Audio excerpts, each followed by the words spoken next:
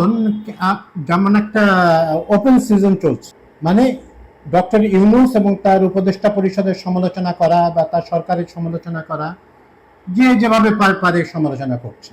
তারা প্রায়শই একটা কথা বলতেছেন, ইভেন আমি সাংবাদিকদের কথা বলি, অনেকেই বলছেন তাদের ভিতরে যে ডক্টর ইউনূস সরকারের আমলে কোনো রকম বাক স্বাধীনতা তো নাই, আগে যেমন ছিলাম এখনো তো তার থেকে কি বা উন্নতি হলো।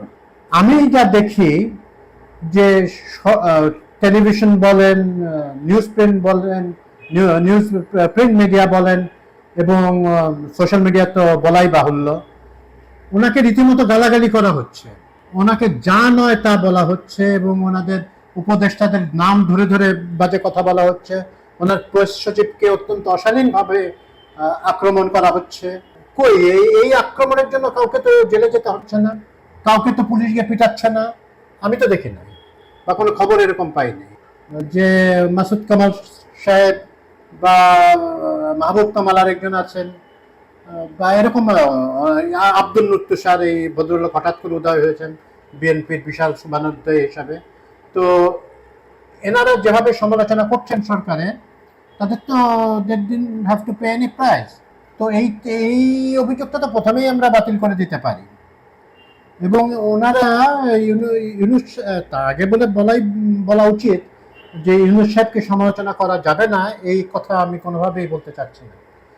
অবশ্যই সমালোচনা করা যাবে এবং উনি সমালোচনার যোগ্য অনেক কাজ করেছেন, কিন্তু তার আগে এটা স্বীকার করে নিতে হবে যে গভর্নমেন্টটা আমাদের সকলের গভর্নমেন্ট, মানে পতিত সরকার ছাড়া সকলেরই গভর্নমেন্ট, এবং এই গভর্নমেন্টটা ফেইলিওর হোক এটা আমাদের কারো কাম্য হতে পারে না।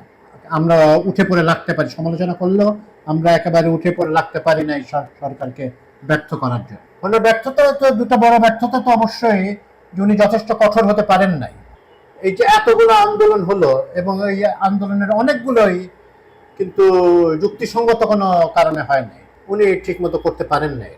আইন শৃঙ্খলার ক্ষেত্রে ওনারা যেভাবেই বলুক, সরকার নিজেদের যেভাবেই ডিফেন্ড করুক, আইন শৃঙ্খলার ক্ষেত্রে তারা যথেষ্ট উন্নতি দেখাতে পারে নাই। তারা খুব খারাপ অবস্থার থেকে এসছেন, এটা মেনে নিয়েই বলছি যে আরেকটু এফোর্ট মনে হয় দরকার ছিল। মানে যিনি আছেন এই দায়িত্বে, ওনার দায়িত্ব উনি পুরোপুরি পালন করেছেন বলে আমার মনে হচ্ছে না। আর আরেকটা অদ্ভুত ব্যাপার হচ্ছে, ওনারা মানে শুধু ব্যর্থতাই দেখেন। এটা বিএনপির লিডার বলেন, এনসিপির লিডার বলেন, সাংবাদিক বলেন, ব্যবসায়ী বলেন, ওনার মানে যেন কোনো রকম সাফল্য ওনার সরকারের নাই বা ওনার নাই। এই যে ট্যারিফের ক্ষেত্রে মার্কিন যুক্তরাষ্ট্র ইন্ডিয়াকে 50% দিয়েছে, তারপরে আরো দেশের সাথে দিয়েছে সবাইকে, হ্যাঁ আমাদেরকে 35% দিল in addition to the existing 15%। তো এটা যে কমিয়ে আনলো, এটা যে তার নেগোসিয়েশন টিমের যে একটা বিরাট সাফল্য, এটাও স্বীকার করতে চাচ্ছেন না। এটাও যদি কিন্তু এমন এমন কি বা হয়েছে এরকম একটা কথাবার্তা চালিয়ে যাচ্ছেন ওনারা। বিরোধিতা স্বার্থেই বিরোধিতা, সমালোচনা করতে হবে বলেই সমালোচনা। This is not all. ওইদিকে শুধু অর্থনৈতিক ক্ষেত্রে কিন্তু ডক্টর ইউনূস সরকারের কিছু সাফল্য আছে। ওনারা যে অর্থনীতি ইনহেরিট করেছিলেন ওটা তো খুবই ভঙ্গুর এবং নাজুক একটা অর্থনীতি ছিল।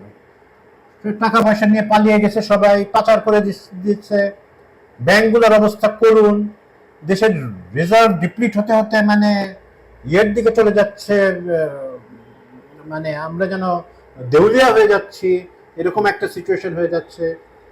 ইনফ্লেশন স্কাই রকেট করছে।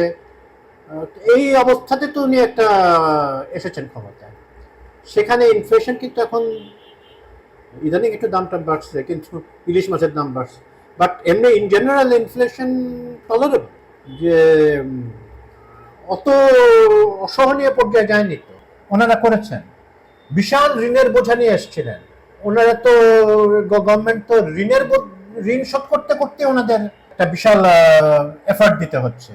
তারপরে রিজার্ভ 30 বিলিয়ন ক্রস করেছে, এটা তো ইটস গুড, এবং এটা তো পলিসি ডিসিশনের কারণেই এটা হয়েছে, যে বিভিন্ন মেশিনারি কেনা বা ইম্পোর্ট কিছুটা কন্ট্রোলে আনা। হ্যাঁ, এদিকে আমাদের রেমিটেন্স যোদ্ধারা টাকা পাঠাচ্ছেন, যেহেতু তারা সরকারের প্রতি তাদের একটা আস্থা ভালোবাসা আছে, এই জন্যই পাঠাচ্ছে। তো ইকোনমির অনেকগুলো ইন্ডিকেটর কিন্তু পজিটিভ সিগন্যাল দিচ্ছে। ইভেন এখনই কোনো কনক্লুশনে আসা ঠিক না যে খুবই বাজে পরিস্থিতি থেকে আমাদের পুঁজিবাজারও কিন্তু একটু একটু করে ঘুরে দাঁড়ানোর সব সিগন্যাল আমরা দেখতে পাচ্ছি। তা সাস্টেইন করবে কিনা সেটা আরেকটু পরে বলা যায়, সবসময় সাস্টেইন করেও না। ব্যাংকগুলো কিন্তু বলা হচ্ছিল যে একেবারে সবগুলো ব্যাংক, বহু ব্যাংক ধ্বংস হয়ে যাবে একেবারে, ওরকম পরিস্থিতি তো হয় নাই এখন পর্যন্ত। তো কোনো ব্যাংক নিজেদেরকে এরকম দেউলিয়া টেউলিয়া ঘোষণা করে নাই। সো সমালোচনা করার যেখানে সেখানে সমালোচনা করুন, নিঃসন্দেহে করুন, খোলা মনে করুন। উনি তো সমালোচনার জন্য আপনার কোনো শাস্তিও পেতে হবে না, পাওয়া উচিতও না।